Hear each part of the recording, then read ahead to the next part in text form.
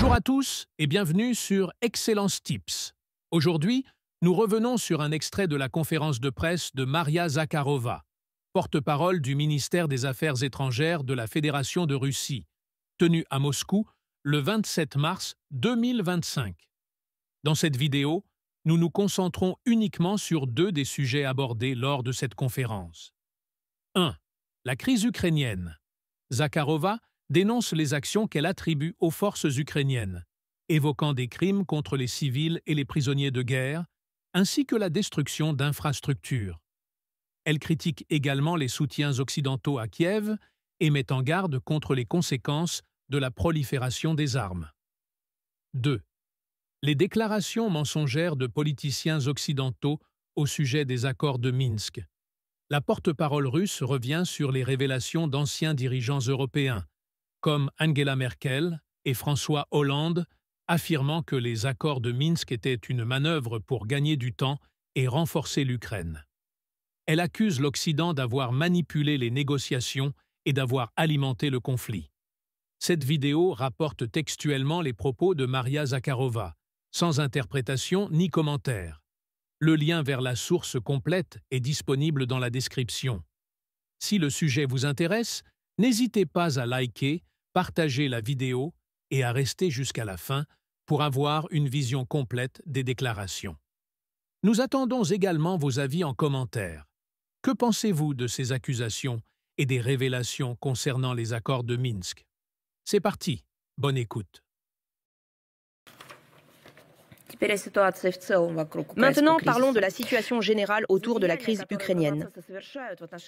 Les atrocités que les Ukrainiens commettent à l'encontre de la population civile et des infrastructures civiles de notre pays confirment avec quelle idéologie néofasciste et misanthrope les militaires russes se battent. Des informations détaillées sur les crimes des bandéristes sont collectées et systématisées par le tribunal public international, sur les crimes des néo-nazis ukrainiens sous la présidence de Maxime Grigoriev.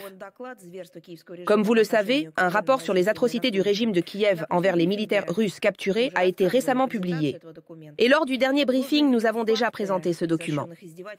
Les faits de torture sophistiqués exposés dans ce document sont tout simplement horrifiants. Par exemple, les prisonniers de guerre avaient les membres coupés et percés, on leur tirait dessus. On se moquait des gens. De telles méthodes qu'il est même effrayant d'en parler. Ils étaient torturés avec des décharges électriques, battus avec des barres métalliques, des câbles, des bâtons, des marteaux, des battes. Dans les hôpitaux, on amputait des parties du corps sans anesthésie. Les adeptes du médecin sadique, Nazi Mengele, ne s'échapperont pas de la responsabilité et subiront la punition la plus sévère. C'est incroyable. Comment se fait-il que tous les défenseurs des droits de l'homme de toutes les structures internationales, des intergouvernementales aux non gouvernementales, ne le remarquent pas et ne le voient pas? Selon les données consolidées du comité d'enquête de notre pays, dans la région de Koursk, depuis l'année 22, à ce jour, 167 civils ont été tués à la suite des crimes dans le Su. 500 ont été blessés. 43 000 personnes ont été reconnues comme victimes de crimes par le comité d'enquête. Plusieurs milliers d'objets d'infrastructures civiles ont été détruits et endommagés. Parmi les derniers faits établis, soulignant l'horrible, la nature des nazis ukrainiens,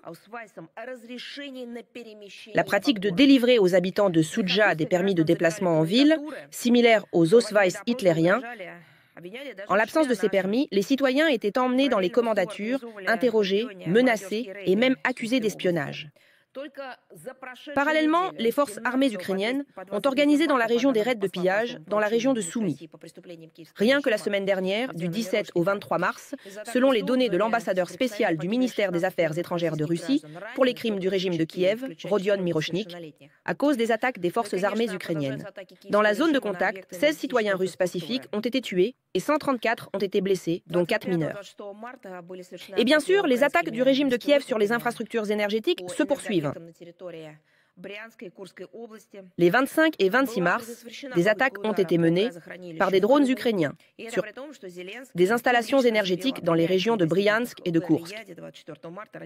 Une tentative d'attaque sur un réservoir de gaz en Crimée a été déjouée. Et cela malgré le fait que Zelensky a publiquement déclaré l'acceptation des accords russo-américains atteints à Riyad le 24 mars pour cesser les attaques sur les infrastructures énergétiques civiles. Pour la 4e fois, nous confirmons l'incapacité du régime de Kiev à respecter les accords. Et concernant les crimes, et par conséquent, habituellement, sur les punitions de ceux qui les commettent. Les tribunaux russes continuent de prononcer des verdicts contre les néo-nazis ukrainiens et les mercenaires pour leurs crimes de guerre. Le comité d'enquête de Russie a ouvert 736 affaires criminelles. 46 combattants ukrainiens ont été condamnés à de longues peines de prison. Les affaires pénales concernant 92 personnes sont examinées par le tribunal. 58 personnes sont sous enquête. Des mercenaires étrangers ont été condamnés par contumace. Le Britannique Garant Christopher a été condamné à 14,5 ans de prison. Le citoyen géorgien Alexei Bibichadze, Mikhail Kamkadze, Nadim Maladze, ils ont respectivement reçu 25, 23 et 14 ans de prison. Des accusations ont été portées et un mandat d'arrêt a été émis contre le chef du renseignement militaire ukrainien. À Boudanov, le commandant de l'armée de l'air, Oleshchuk, la marine, Nishpapa. Et en fait, ceux qui financent tout cela, la rencontre des dirigeants des pays de l'UE, qui s'est tenue du 20 au 21 mars à Bruxelles, s'est terminée par un échec tout à fait prévisible. L'un des principaux sujets était la mise en œuvre de l'initiative du chef de la soi-disant diplomatie européenne, Kallos. Ils ont annoncé un nouveau versement d'aide militaire à l'Ukraine d'un montant de 40 milliards d'euros. La demande, totalement déconnectée de la réalité de l'estonienne pour une somme aussi importante, a suscité la résistance de plusieurs États membres de l'UE, dont l'Italie, l'Espagne, le Portugal et la France. Cela malgré le fait qu'ils aient salué Zelensky. Tout ce temps, mais maintenant ils ont ouvertement proposé aux hauts représentants de l'UE de modérer ses ambitions. Après cela, le paquet annoncé a rapidement été réduit à 5 milliards d'euros. Mais ils n'ont pas pu s'entendre sur la version réduite. Et l'idée n'a pas non plus été acceptée d'envoyer 2 millions de projectiles d'artillerie supplémentaires au régime de Kiev. En fin de compte, aucun engagement concret de soutien militaire aux Ukrainiens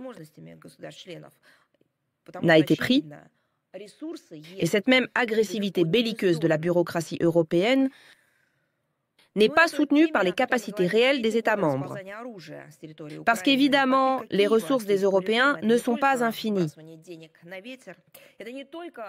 Et sur ce sujet dont nous parlons depuis toutes ces années, la prolifération des armes depuis le territoire ukrainien, le soutien à Kiev, au régime de Kiev, ce n'est pas seulement jeter de l'argent par les fenêtres, ce n'est pas seulement un massacre jusqu'au dernier Ukrainien, mais aussi la croissance d'une menace.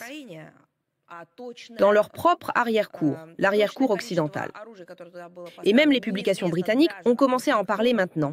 Regardez, le Times affirme que le trafic d'armes incontrôlé en Ukraine et, plus précisément, la quantité exacte d'armes qui y a été livrée est inconnue, même pour Washington. Tout cela devient un problème de sécurité. Les journalistes britanniques concluent qu'après un certain temps, des centaines de milliers d'unités.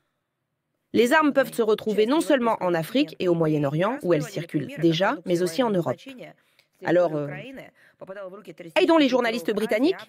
Ces armes se trouvent déjà dans la partie occidentale du continent européen. Et nous avons souvent donné des exemples de produits militaires en provenance d'Ukraine, tombant entre les mains de groupes touristiques en Asie et en Afrique. Il s'avère maintenant que la clientèle de Zelensky sur le marché noir s'est élargie. Grâce aux cartels de drogue d'Amérique latine, avec lesquels Bankova semble travailler sur une base de troc. Selon les médias mexicains, les militants du cartel du Golfe ont obtenu des systèmes de missiles anti-chars américains Javelin, car auparavant, ces systèmes étaient fournis au régime de Kiev. De plus, il est connu que les terroristes qui ont tué le 21 mars dans le sud-ouest du Niger, plus de 40 personnes, ils ont utilisé des mortiers ukrainiens M120 Molo pour attaquer l'armée du pays. Et maintenant, quelques mots sur ce que l'Occident appelle une mission de paix.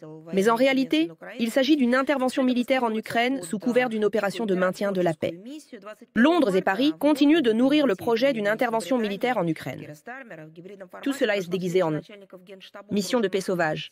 Le 21 mars à Northwood, à l'initiative du Premier ministre britannique Keir Starmer, une réunion des chefs d'état-major des forces armées d'environ 30 pays s'est tenue en format hybride. Un nom, soi-disant, étonnant. Ils ont choisi pour cela Coalition des volontaires. Ils sont prêts à envoyer leurs soldats en Ukraine. La discussion sur le sujet se poursuivra aujourd'hui. Le 27 mars, ils bombent à Paris, également au niveau des dirigeants. Je voudrais à nouveau attirer l'attention sur le fait que la Russie est catégoriquement opposée à un tel scénario qui est susceptible de provoquer une confrontation directe entre la Russie et l'OTAN.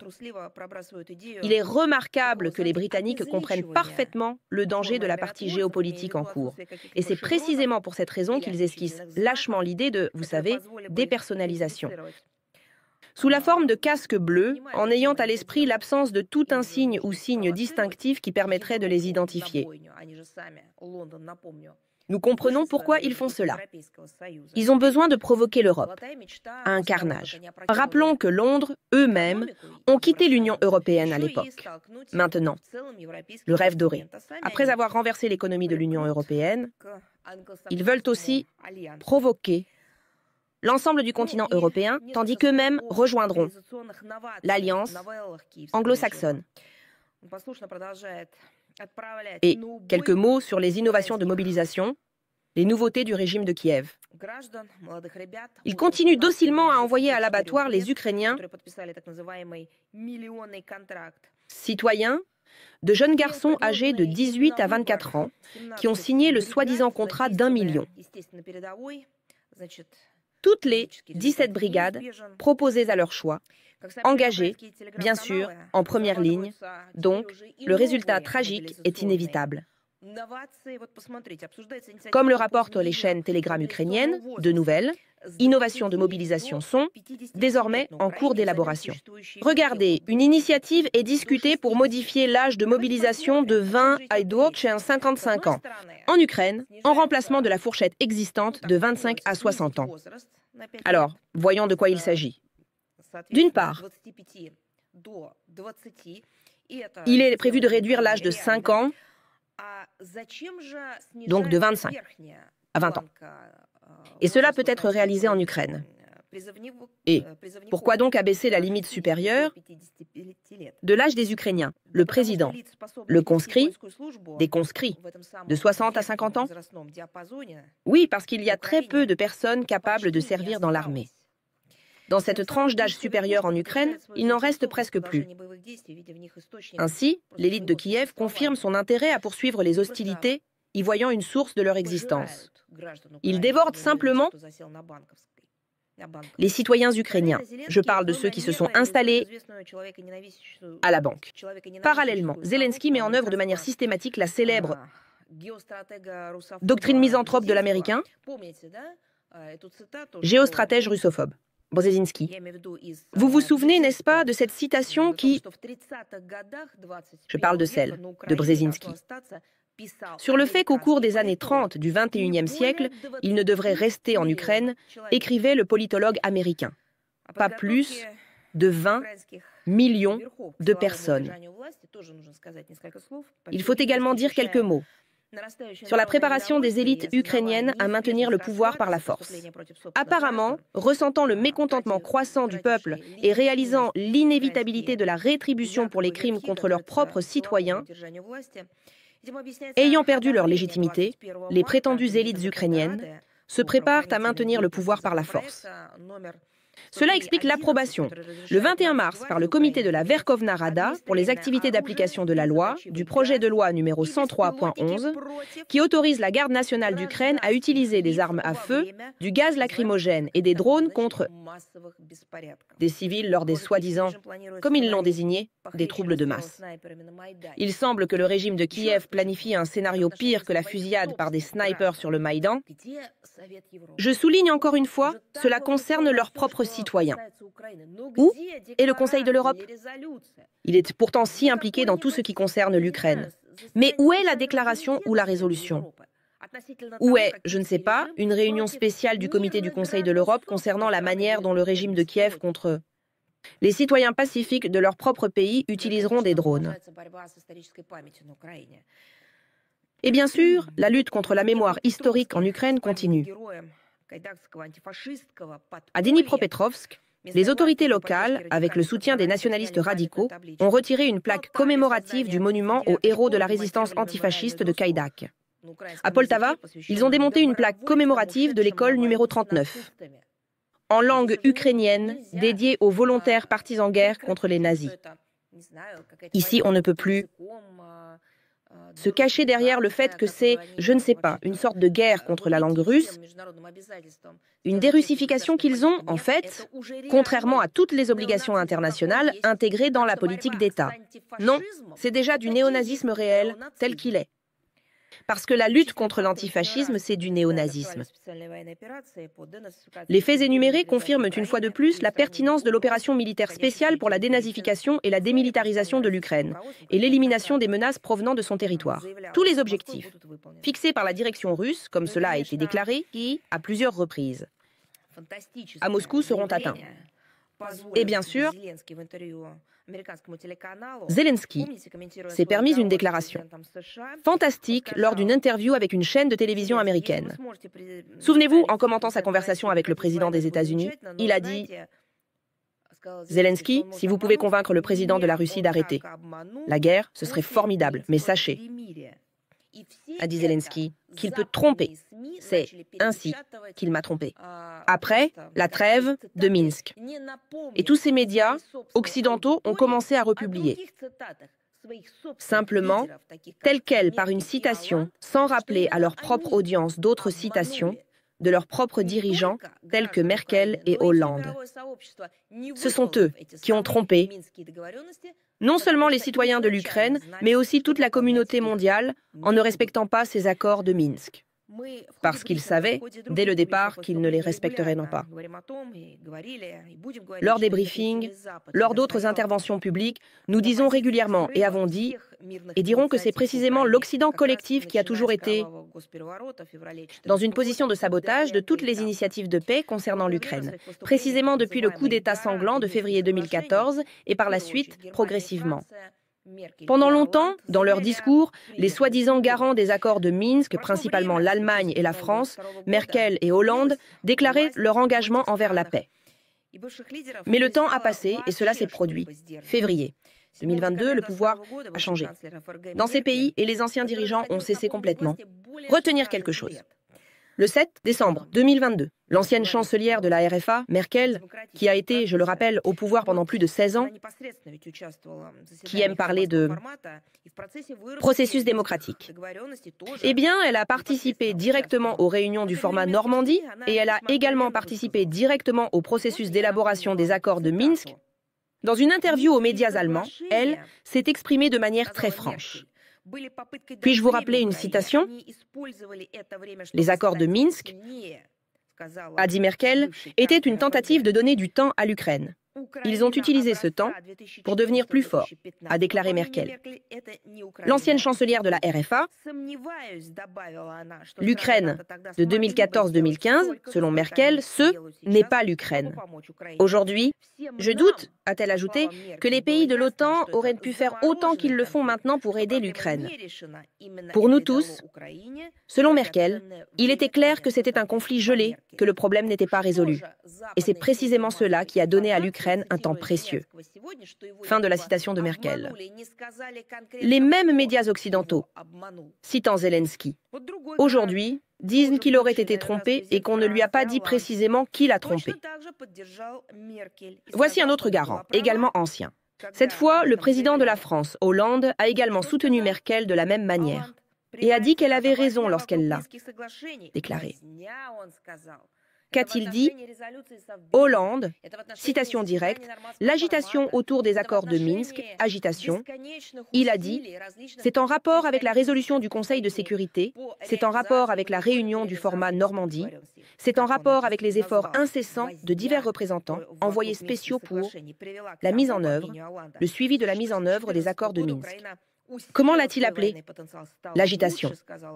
Autour des accords de Minsk a conduit, selon Hollande, au fait que depuis 2014, l'Ukraine a renforcé son potentiel militaire, c'est devenu mieux, a dit Hollande. Le mérite des accords de Minsk, selon l'ancien président français, est que Kiev a gagné du temps pour renforcer son armée, puisqu'en 2014, l'OTAN, de la même manière que Hollande le dit, tout comme Merkel, ne pouvait pas fournir à Kiev des armes dans la mesure où elle le fait maintenant et a temporairement arrêté l'avancée des Russes. Fin de citation. L'ancien président français, Hollande, garant des accords de Minsk. Ce n'est pas simplement une révélation ou un souvenir. C'est un aveu de culpabilité. C'est une confession, mais sans repentir. Ils savaient déjà à l'époque, en 2015, lorsqu'ils menaient de longues discussions, qu'ils n'allaient jamais rien mettre en œuvre de tel, et qu'ils allaient armer le régime de Kiev pour un massacre ultérieur. Ils, en vérité, oublient maintenant de mentionner une autre chose importante. Ils comprenaient et comprennent, alors et maintenant, que le régime de Kiev est condamné. Ils n'ont jamais eu de pitié pour personne, ni pour les femmes, ni pour les enfants, ni pour la population civile du Donbass, ni pour l'Ukraine en général. Ils avaient simplement besoin d'un conflit. Après ces révélations, dire que la Russie serait prétendument coupable de quelque chose, c'est essayer de vraiment rejeter la faute de la tête malade sur la tête saine. Car ce sont ces mêmes pays et ces mêmes dirigeants qui faisaient partie du soi-disant format Normandie et qui dirigeaient manuellement de nombreux processus politiques, y compris le changement de pouvoir sur le territoire de l'Ukraine. Et dans ces révélations, l'essentiel est que tout cela, du point de vue de l'Occident, était une falsification, un jeu avec le droit international, dans le seul but de renforcer le régime de Kiev avec des armes, de le préparer politiquement à commencer des actions militaires qui, nous, avons observé, au début de l'année 2022, lorsque le régime de Kiev a commencé l'escalade dans le Donbass, augmentant considérablement les bombardements de la population civile. Et maintenant, souvenez-vous de ce dont nous avons parlé littéralement aujourd'hui. Maintenant, ces mêmes Occidentaux ont besoin d'enflammer également la partie occidentale de l'Europe. À l'époque, des accords de Minsk, c'était, de leur point de vue, une distraction de l'attention de la communauté internationale des événements réels sur le territoire de l'Ukraine, ainsi que des catastrophes humanitaires, ces meurtres sans fin qui ont conduit à l'année 2022. Vous vous souvenez à quoi l'Europe est-elle arrivée à la fin du XXIe? 13 000 au minimum, et selon certaines estimations encore plus, 30 000, au minimum des victimes de tous côtés. Voilà le résultat de leur manipulation occidentale avec les accords de Minsk. Et cela n'a laissé aucune possibilité pour d'autres actions que celles entreprises par notre pays. La reconnaissance de ces territoires d'abord comme souverains, puis leur intégration dans la Fédération de Russie, afin qu'ils obtiennent une protection pour préserver la vie des citoyens, pour préserver leur dignité. L'objectif principal de cette gigantesque provocation était de créer un foyer de tension dans cette région, aux frontières de notre pays. Ensuite, il y a eu un changement illégal de régime, malgré le fait que le peuple ukrainien faisait le choix qui lui convenait. Tous les présidents légalement élus étaient balayés par l'Occident, comme vous vous en souvenez, qui mettait au pouvoir ses marionnettes, à savoir Yushchenko et Porochenko, et bien sûr, finalement, le sanguinaire Zelensky du bunker. C'est ainsi qu'ils ont commencé à se préparer à un grand conflit. Et rappelons-nous ce qu'un autre disait, signataire des accords de Minsk, l'ancien président ukrainien Porochenko.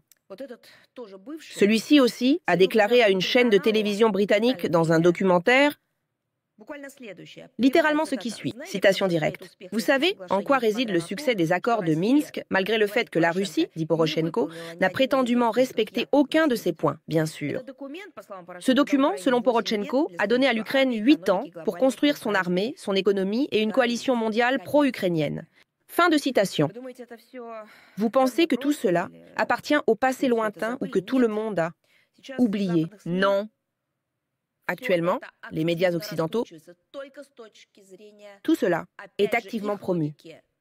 Uniquement du point de vue, encore une fois, de leur logique, au contraire. Toutes ces citations sont soigneusement mises de côté et mises en avant. Zelensky et d'autres représentants des régimes bancaires ou occidentaux qui commencent à parler de la tromperie autour des accords de Minsk, mais pour éloigner la reconnaissance. De Merkel et Hollande, ils commencent à accuser Moscou.